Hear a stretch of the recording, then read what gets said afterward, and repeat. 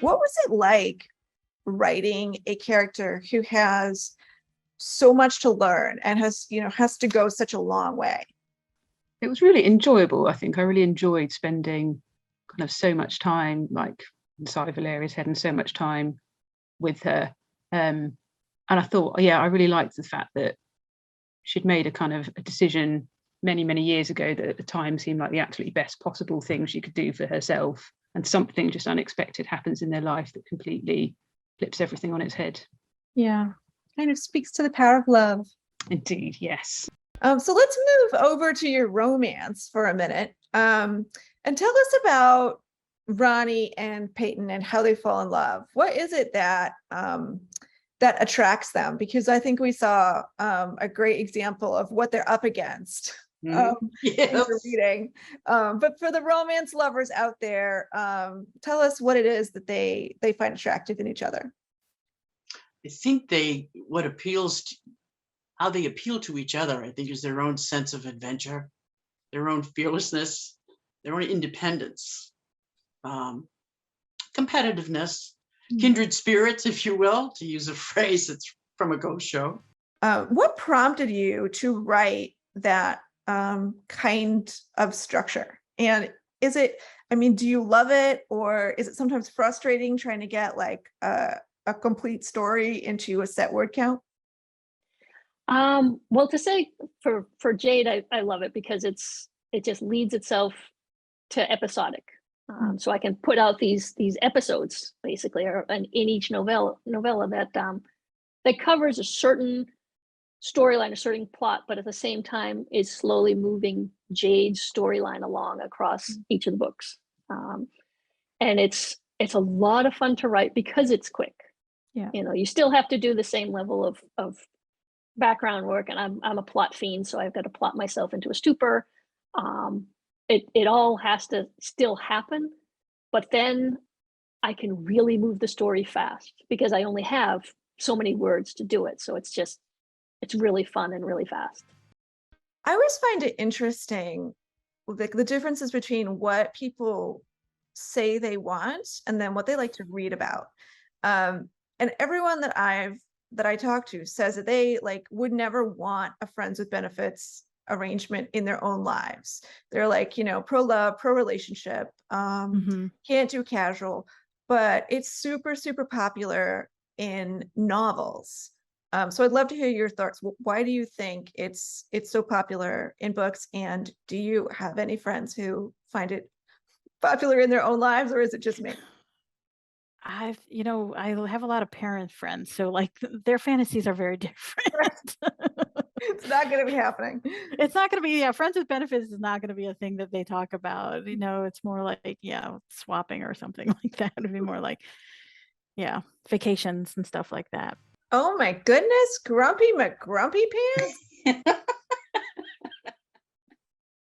Yeah, Jordan's definitely a seasoned character. If I didn't know it ended in love, I'd be a little worried, but I know there's going to be a turnaround that's there somewhere. There is hope. Love can soften the hearts of even the grumpiest people. I agree. Okay, I don't know whether my favorite part is the spectacular orgasm that they're never going to have, but we all know that it's going to happen. Or the phrase noodled around. I'm going to steal that one. That's like, that was so good. I'm so glad I was muted because I was sitting here laughing to myself. That's such a great phrase. It is. I think I associate it more with music, but like I think musicians who like riff and improvise noodle around. But yeah, that's good. Noodle's just a fun word, right? Like totally. Were you like the go-to person for info for the other authors? Were they like always emailing you like what happens when? Yeah, Nell and Missouri did. They're like, I have a question about this. And so I'm like, okay, hold on. I'll like email someone in Canada about that. We have a shelter up in Canada. So like they know how to run all these emergency shelters. And everyone was like really excited to answer the questions for me. I'm like, I'm writing a book about animals. And so of course you have the animal people who are all about that. Oh, well, that's a meet cute. There had to be a dog leash involved at least one meetup scene. That's Of what I thought. course, of course. I feel like Rebecca doesn't quite know what she's in for with this whole pet. No, so the inspiration for this was my wife is not a dog person. My wife is a cat person, and all the funny things that she thought about dogs when she first started to live with dogs was hilarious. So I kind of modeled Rebecca's whole worldview of dogs after Evelyn, which was super funny. What are the differences when you're writing a romance that has these magical elements, as opposed to writing a contemporary romance? Is there any differences in the romance itself?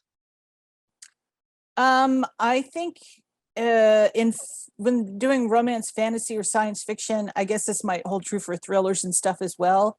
Your people can fall in love a whole lot faster because they're running and jumping and climbing trees, and they don't have time to have coffee and get to know each other. So if readers could come away feeling a certain emotion, what would that be? Well, what would you, as the author who's written this story, want that feeling to be? Is there any kind of like message or moral in your story that you think, oh, I just hope that readers get this? Yeah, I think there's a lot of them, and I think that, I hope that the reader finds the one that they need when they're reading this book.